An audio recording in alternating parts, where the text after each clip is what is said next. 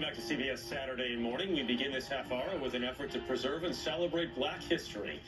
For decades, St. Emma was the nation's only military academy dedicated exclusively to educating young Black men. Thousands graduated in its 70-plus-year existence. While much of the school is gone, the lessons instilled in its graduates run deep. And that's what's fueling the drive to have history acknowledge this exceptional school. Deborah Alferone reports. Down a gated road, past a forgotten cemetery, in a small Virginia community called Powhatan, sits a little-known trace of African-American history. Even the Powhatan Historical Society, they don't have any history of St. Emma. But St. Emma Military Academy existed, along with its sister school for young women, St. Francis de Sales. From 1895 until 1972, thousands of young African-American men and women attended school here, including Bob Walker and Eugene Butler. And that's me. There I am right there. And that's me right Jane there. right back there. And we didn't know each other at all. Yeah. Why do you think people don't know so much about this place? People didn't want this school in this community. You know, a lot of prejudice and racism was going on. The site was built at a time when racial segregation forbade African-American children from attending schools with white children. The education of African Americans at that time, at a time that things were very, very difficult. A bunch of young men and a bunch of young ladies from St. Francis, they're getting groomed to be better, groomed to work in society. Walker, class of 65, and Butler, class of 68, say the rigorous training and education they received in this secluded setting shaped their character forever. Discipline. Yes. A structured lifestyle. Humility. Trust. Yes. Commitment. Walker went on to join the Marines, and Butler became a physician's assistant.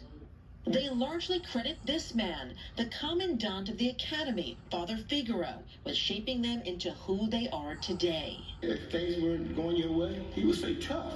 Deal with it and move on, because we're not here to stand still. But it wasn't all work and no play. The two friends show me pictures from when they would attend socials with the young ladies of St. Francis. If you got too close, they would come in between you and back you up. Yes, back you up. Some of the nuns carry rulers. Yes, You know, you gotta have this much distance between you dancing. It wasn't until years later they learned what this land once was. We didn't know this was a plantation when we came here. I came from New York.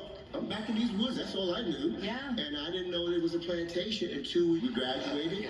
A cemetery on the same land as their former classrooms is a final resting place for 130 enslaved people who built the institution that gave them so much.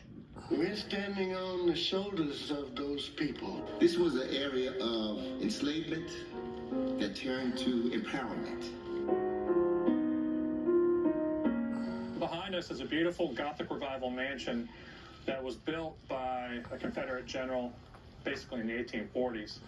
The schools have been closed for 50 years. Walker and Butler are teaming up with the land's new owner and historian John Plashel to keep the story of St. Emma and St. Francis, or what's left of it, alive. When I came back up here years ago and I saw there was nothing here, it was devastating to me. Because I was wondering, why would they take these buildings and implode these buildings and leave the big house, which was the plantation mansion? And that was it. And the chapel and St. Peter Claver, Morale Hall, the agricultural buildings, the gymnasium that they had just built in 1972, I believe, and just all gone. Plashel started leading tours of the academy nearly 2 years ago in an effort to raise funds for a commemorative marker or museum. And the school recently gained the attention of the Smithsonian. We finally got our foot in the door. That's why we've worked so hard to get to this point. And we want to continue, no matter what it takes.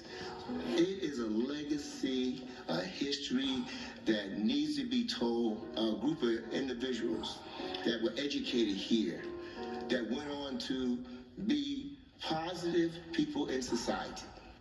Absolutely. Embodying a lesson they learned more than 50 years ago from their role model, never give up. For CBS Saturday Morning, Deborah Alfarone, Powhatan, Virginia. I had no idea. Never heard of A Saint. lot of people did. And I love that line, from enslavement to empowerment. Right. Oh, absolutely. So- They are their ancestors' wildest dreams. Amazing. Well.